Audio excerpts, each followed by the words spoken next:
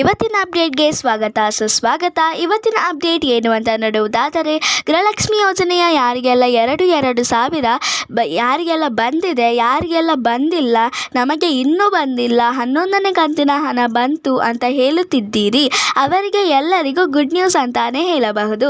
ಯಾರಿಗೆಲ್ಲ ಹಣ ಬಂದಿದೆ, ಯಾರಿಗೆಲ್ಲ ಹಣ ಬಂದಿಲ್ಲ, ಇನ್ನೂ ಯಾರಿಗೆಲ್ಲ ಬರಬೇಕು ಅಂತ ಕಂಪ್ಲೀಟ್ ಆದ ಮಾಹಿತಿಯನ್ನು ಈ ವಿಡಿಯೋದಲ್ಲಿ ತಿಳಿಸಿಕೊಡುತ್ತೇನೆ.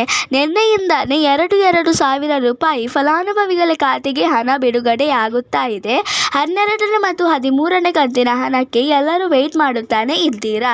ಅದರ ಬಗ್ಗೆನೂ ತಿಳಿಸಿಕೊಡುತ್ತೇನೆ. ಅದು ಅಲ್ಲದೇನೆ ಕೇಂದ್ರ ಸರ್ಕಾರದಿಂದ ಒಂದು ಯೋಜನೆ ಪ್ರಾರಂಭವಾಗಿದೆ. ಆ ಯೋಜನೆಗೆ ಯಾರು ಬೇಕಾದರೂ ಅರ್ಜಿಯನ್ನು ಸಲ್ಲಿಸಬಹುದು. ಮಹಿಳೆಯರಾಗಲಿ ಪುರುಷರಾಗಲಿ ಇಬ್ಬರಿಗೂ ಅರ್ಜಿ ಸಲ್ಲಿಸಬಹುದು. ಆ ರೀತಿ ಅರ್ಜಿ ಹಾಕಿದವರಿಗೆ 50,000 ರೂಪಾಯಿ ನಿಮಗೆ ಲೋನ್ ಸಿಗುತ್ತೆ. ಈ ಒಂದು ಯೋಜನೆ ಸುಳ್ಳು ಅಲ್ಲ 100% ಪಕ್ಕ. ಈ ಯೋಜನೆಗೆ ಯಾರು ಬೇಕಾದರೂ ಅರ್ಜಿಯನ್ನು ಸಲ್ಲಿಸಬಹುದು. ಇದಕ್ಕೆ ಏನೆಲ್ಲ ಡಾಕ್ಯುಮೆಂಟ್ ಬೇಕು ಅಂತ ಈ ವಿಡಿಯೋದಲ್ಲಿ ತಿಳಿಸಿಕೊಡುತ್ತೇನೆ. ಅದಕ್ಕಿಂತ ಮುಂಚೆ ಯಾರೆಲ್ಲ ನಮ್ಮ ಚಾನಲ್ಗೆ ಸಬ್ಸ್ಕ್ರೈಬ್ ಮಾಡದೇ ನೋಡುತ್ತಿದ್ದಾರೋ ಪ್ಲೀಸ್ ನಮ್ಮ ಚಾನಲ್ಗೆ ಸಬ್ಸ್ಕ್ರೈಬ್ ಮಾಡುವುದನ್ನು ಮರೆಯಬೇಡಿ. ಇದಕ್ಕಿಂತ ಮುಂಚೆ ಯಾರೆಲ್ಲ ನಮ್ಮ ಚಾನಲ್ಗೆ ಸಬ್ಸ್ಕ್ರೈಬ್ ಮಾಡಿದ್ದೀರೋ ಅವರಿಗೆ ನನ್ನ ತುಂಬ ಹೃದಯದ ಧನ್ಯವಾದಗಳು. ಮೊದಲನೆಯದಾಗಿ ತುಂಬ ಮಹಿಳೆಯರು 11ನೇ ಕಂತಿನ ಹಣ ಬಂದಿದೆ ಅಂತ ಕಾಮೆಂಟ್ ಮಾಡಿ ತಿಳಿಸುತ್ತಾನೆ ಇದ್ದೀರಾ. ಆದರೆ 12ನೇ ಮತ್ತು 13ನೇ ಕಂತಿನ ಹಣ ಯಾವಾಗ ಬರುತ್ತೆ, ನಾವು ಅದರೋಸ್ಕರ ವೆಯ್ಟ್ ಮಾಡುತ್ತಿದ್ದೀವಿ. ಕೆಲವು ಮಹಿಳೆಯರಿಗೆ 11ನೇ ಕಂತಿನ ಹಣ ಬರಲಿಲ್ಲ. ತುಂಬ ಮಹಿಳೆಯರಿಗೆ 11ನೇ ಕಂತಿನ ಹಣ ಬಂದಿದೆ. 80% ಜನರಿಗೆ, ಉಳಿದ ಫಲಾನುಭವಿಗಳಿಗೆ ಹಣ ಬರಲಿಲ್ಲ. ಅಂಥವರಿಗೆ ನಿನ್ನೆನೇ ಅವರ ಖಾತೆಗೆ ಹಣ ಜಮಾ ಆಗಿದೆ. 11ನೇ ಕಂತಿನ ಹಣ ಎಲ್ಲರ ಖಾತೆಗೆ ಹಣ ಜಮಾ ಆಗುತ್ತೆ. ನಿಮಗೆ ಹಣ ಬಂದಿದ್ದರೆ ಪ್ಲೀಸ್ ಕಮೆಂಟ್ ಮಾಡಿ ತಿಳಿಸಿ.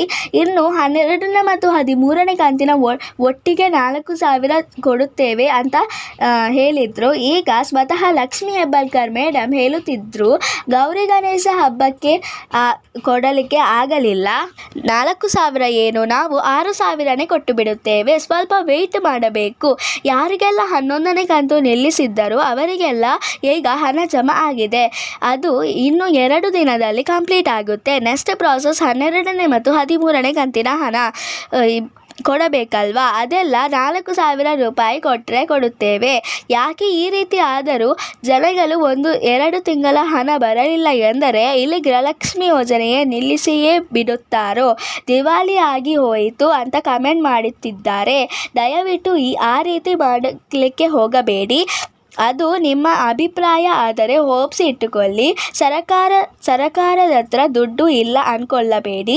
ಅವರು ಮತ್ತೆ ಒತ್ತಿ ಹೇಳುತ್ತಿದ್ದಾರೆ, ಇದು ಸತ್ಯವೂ ನಿತ್ಯವೂ. ಯಾವುದೇ ಒಂದು ಯೋಜನೆ ನಿಲ್ಲಿಸಿದ್ರೂ ಕೂಡ ನಾವು ಗೃಹಲಕ್ಷ್ಮಿ ಯೋಜನೆಯನ್ನು ನಿಲ್ಲಿಸುವುದಿಲ್ಲ. ಆದರೆ ಹಣ ತಡವಾಗಿ ಬಂದರೂ ಕೂಡ ನಾವು ಖಂಡಿತವಾಗಿಯೂ ಒಟ್ಟಿಗೆನೇ ಖಾತೆಗೆ ಹಣ ಜಮಾ ಮಾಡುತ್ತೇವೆ. ದಯವಿಟ್ಟು ಸ್ವಲ್ಪ ತಾಳ್ಮೆಯಿಂದ ಕಾಯಿರಿ.